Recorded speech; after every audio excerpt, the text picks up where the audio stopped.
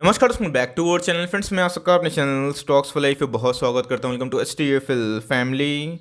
DFL में बस बात की जाए SBI कार्ड्स एंड पेमेंट्स को लेकर मैं रेगुलरली कवरेज इस पे जारी है, क्योंकि इसमें अभी के टाइम में अच्छा खासा फॉल हमें देखने को मिल रहा है। आज भी गाइस इसने 900 के आसपास बॉटम लगाया है, और गाइस इसमें जो फॉल है उसके पीछे की वजह हमें समझ में आ चुकी है। इसके पहले गाइस हमने डिस्कशन भी किया था, लेकिन ऐसा कोई बड़ी ठोस वजह नहीं थी कि इसके अंदर क्यों गिरावट हो रही है, बिकॉज कोई ब्लॉक डील का सामने आंकड़ा देखने को नहीं मिल रहा था। बट दोस्तों अभी के टाइम की बात की जाए तो MDR चार्जेस को लेके एक बहुत बड़ी अपडेट है, जिसको लेके मार्केट अभी के टाइम में SBI कार्ड्स एंड पेमेंट्स को लेके काफ़ी फियर दिखा रहे हैं। तो जी हाँ, MDR चार्जेस क्या है, इसका इम्पैक्ट क्या पड़ने वाला है, और इधर पे गलती से भी लॉस में मत निकलिएगा, बिकॉज टारगेट्स को इधर पे रिवाइज कर दिया गया है और दोस्तों प्राइस को फॉल करवा के हेवी एक्यूमुलेशन हमें देखने को मिल रही है। तो क्या है पूरी खबर और क्या है कारोबारी कंडीशन में A to Z अनबाइस्ड होकर करूंगा crystal clear. Channel first time होंगे सब्सक्राइब कर सकते हैं इस तरह क्वालिटी कंटेंट को सबसे पहले एक्सेस करने के लिए। Now without dealing any for time, let's begin.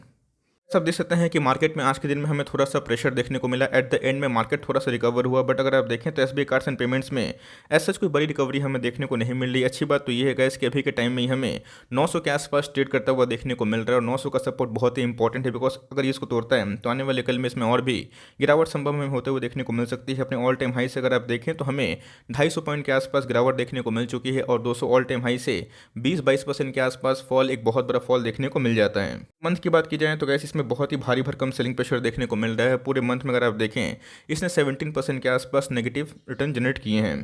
महीना की बात की जाए तो गैस इसने जो भी गेन दिया था वो पूरा सुहा होता हुआ देखने को मिल रहा है, और 6 महीना में भी इसने ऐसा कोई बड़ा परफॉर्मेंस करके नहीं दिखाया, बिकॉज जब भी गैस ये 1200 के आसपास जाता है इसमें एक ट्रिमेंडस सेलिंग प्रेशर हमें देखने को मिलता है, जिसकी वजह से शेयर प्राइस में एक अच्छी खासी डिक्लाइन हमें देखने को मिल जाती है। तो लिस्टिंग अगर हुई है दोस्तों, अगर आप देखें तो बैंक NBFC में अभी के टाइम में काफ़ी प्रेशर क्रिएट होता हुआ देखने को मिल रहा है। टॉप क्लास HDFC बैंक की बात की जाए, HDFC लिमिटेड की बात की जाए, बजाज फाइनेंस की बात की जाए, तो गैस उसमें भी हमें अच्छा खासा करेक्शन देखने को मिल रहा है। जिसमें गैस SBI कार्ड ने भी एक अच्छा खासा करेक्शन पार्टिसिपेट किया, बिकॉज ये भी एक बैंक NBFC को बिलोंग करने वाली कंपनी है। तो जी हाँ दोस्तों, जब से इनकी लिस्टिंग हुई है ऐसा कोई बड़ा प्रॉमिसिंग इंपैक्ट देखने को नहीं मिल रहा है, लेकिन इसके पहले एक रॉकेट की उड़ान कर रहा था। बट अभी के टाइम गैस मार्केट इसको लेके काफ़ी नेगेटिव सेंटीमेंट शो कर रहा है, लेकिन ये दोस्तों शॉर्ट टर्म के लिए होगा, बिकॉज लॉन्ग टर्म में इसका ऐसा कोई बड़ा इंपैक्ट नहीं है। बिकॉज MDR चार्ज की बात की जाए तो इससे गैस क्या इंपैक्ट पड़ने वाला है उसको फटाफट डिस्कस कर लेते हैं।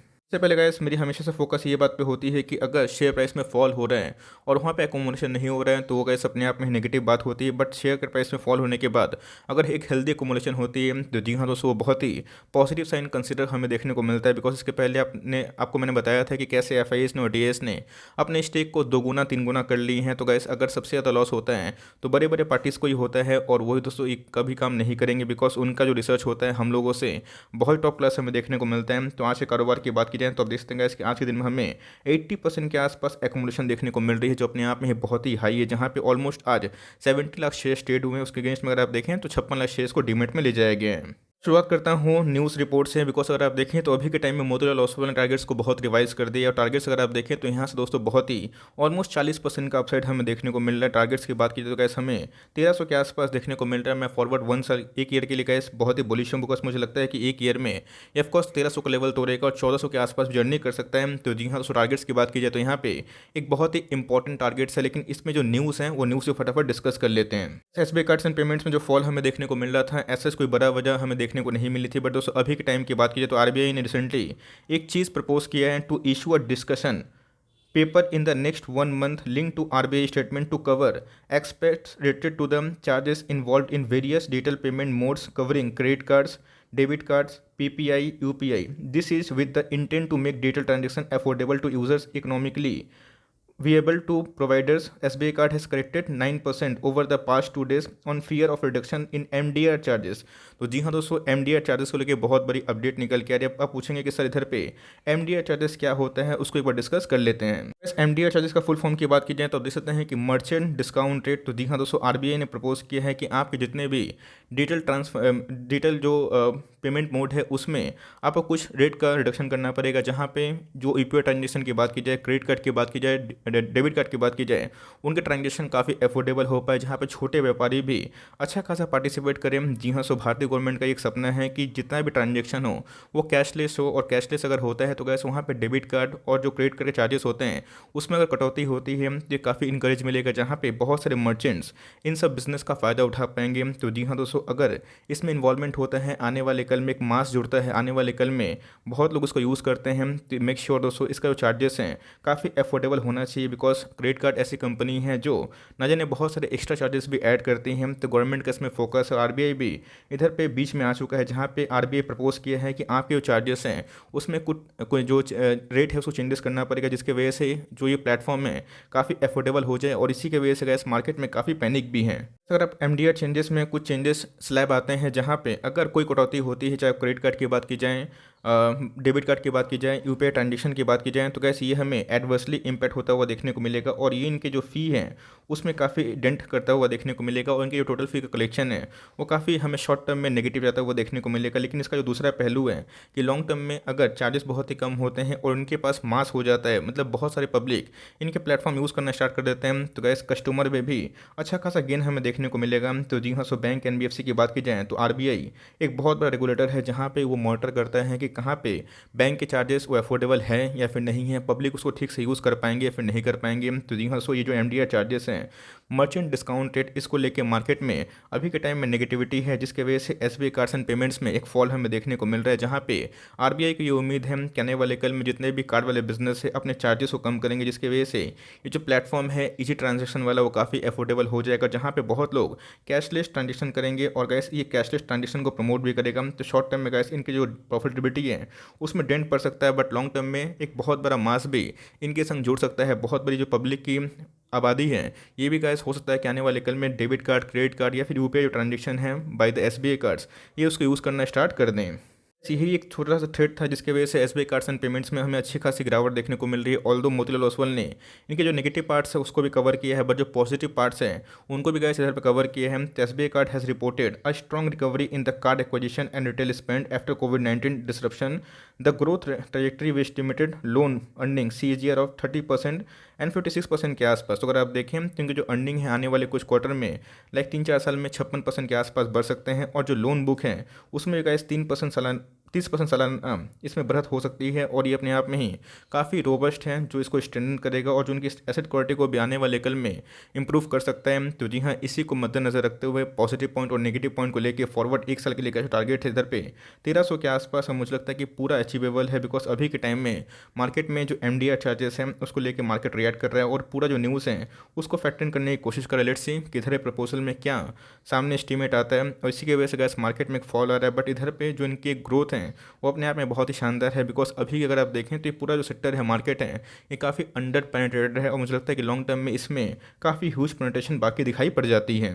मैंने आपको न्यूज़ कवर किया, बताया भी कि इधर पे क्या पॉजिटिव पॉइंट है, क्या नेगेटिव पॉइंट है, अब इधर पे क्या मौका है और क्या इधर पे लाइक एक अपॉर्चुनिटी है, उसको भी मैं डिस्कस करूंगा। अगर आप मार्केट कैप पे ध्यान दें तो 85,000 करोड़ के आसपास की मार्केट कैप है, ऑल टाइम हाई से 20% के आसपास टूट चुका है। स्टॉक अगर आप भी देखें 82 के आसपास आ चुका है, जो पहले 95 के आसपास था। स्टॉक अगर आप आरओसी निकालें 10% के आसपास, तो ठीक ठाक है।